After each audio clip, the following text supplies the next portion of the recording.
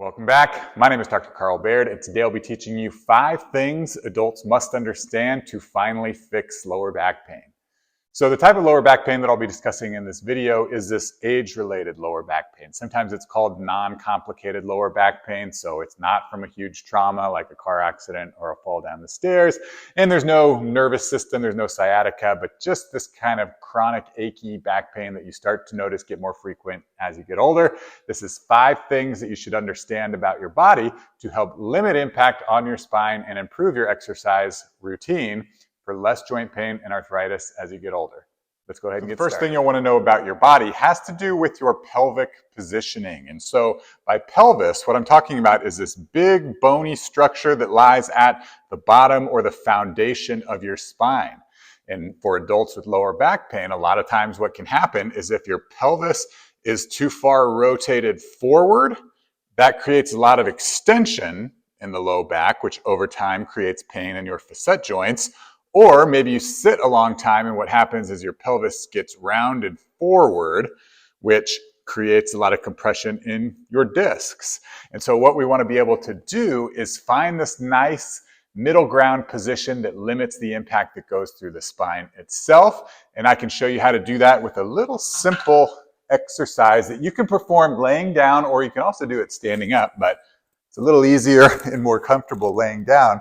But they're just going to be called pelvic rocks. So laying on the ground, you should have just a natural arch in your lower back. It's a lordotic curve, so your back won't be flat on the ground. So this is your neutral spine. And what I want you to do is just play around with your spinal positioning. So the first thing that you can do is rock your pelvis backward, and that's going to be flattening that arch on the ground right there. And then go the other direction where you're going to rock it forward. So this time I'll be exaggerating that arch in your lower back.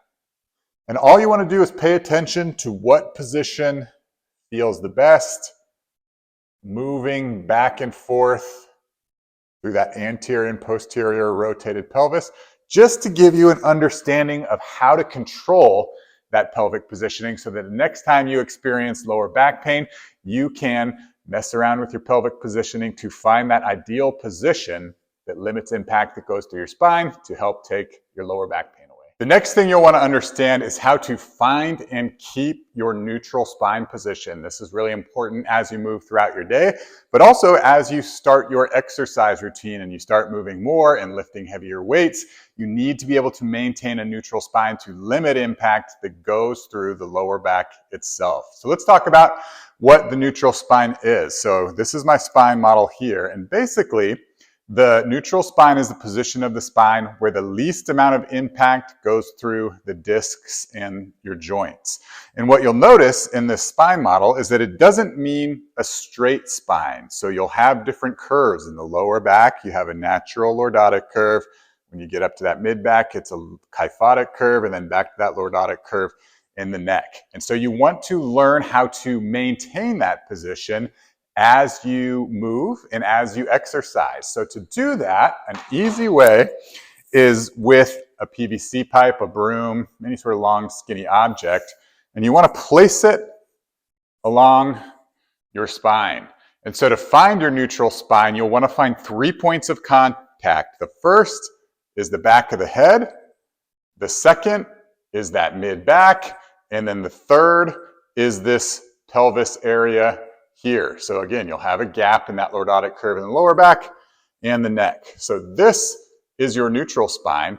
And then you'll want to practice keeping this neutral spine as you bend forward. So I can practice a hip hinge as I send my hips back, making sure that I maintain those 3 points of contact as I'm bending forward.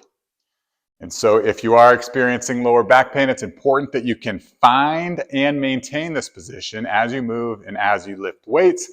This is a great way to do it to help limit impact for less lower back pain and arthritis as you get older. The next concept that you'll want to understand is how to abdominally brace. So this is really important, especially as you get into your exercising routine, maintaining abdominal pressure is a great way to limit loads that go through the spine itself.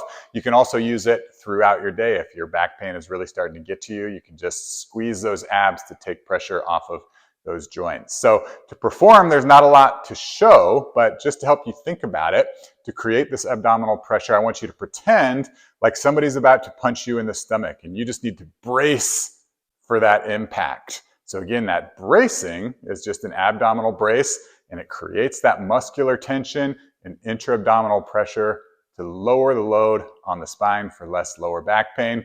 When you're doing it throughout the day, it doesn't need to be a squeeze as hard as you can, but just a light abdominal brace, think like 25% of what a max contraction would be, just to create that tension to take pressure off your spine. So the next thing you'll want to understand about your body is how to control your glutes. So those glutes are these big, strong hip muscles that surround your pelvis.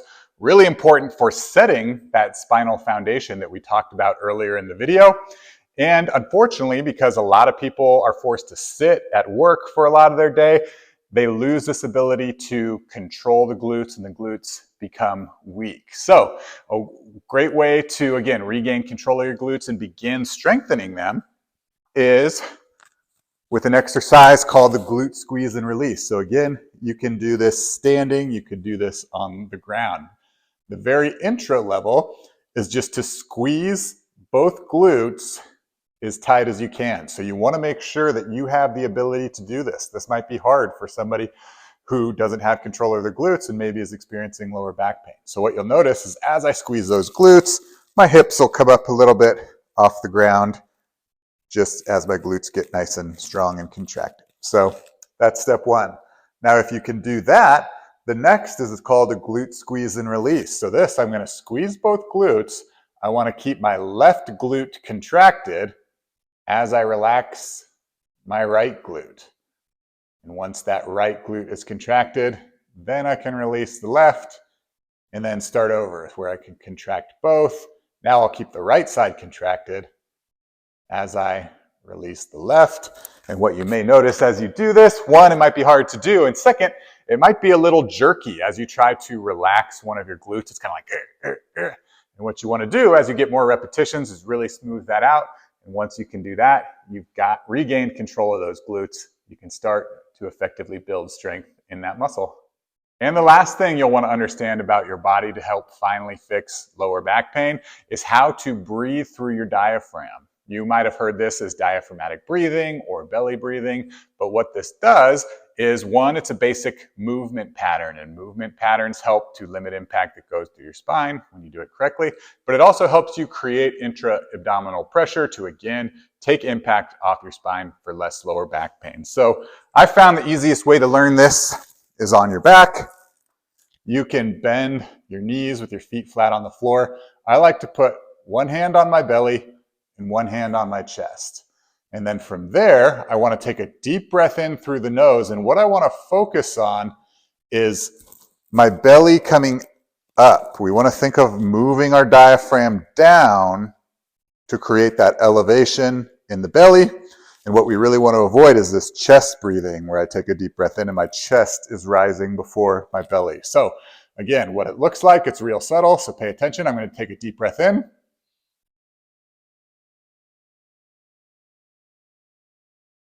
And let it out.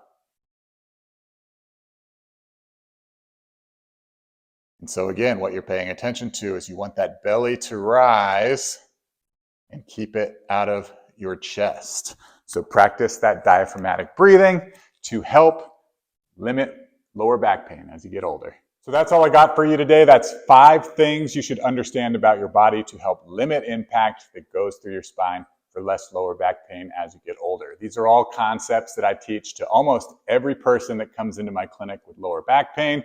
And again, once you have these mastered, then you can move into the exercises and be able to build strength without stressing your joints. It's really important to get the foundations before you get too far advanced. So again, that's all I got for you today. Again, my name is Dr. Carl Baird. If you have any questions, leave them in the comments down below. And again, if you like this video, be sure to subscribe to my channel.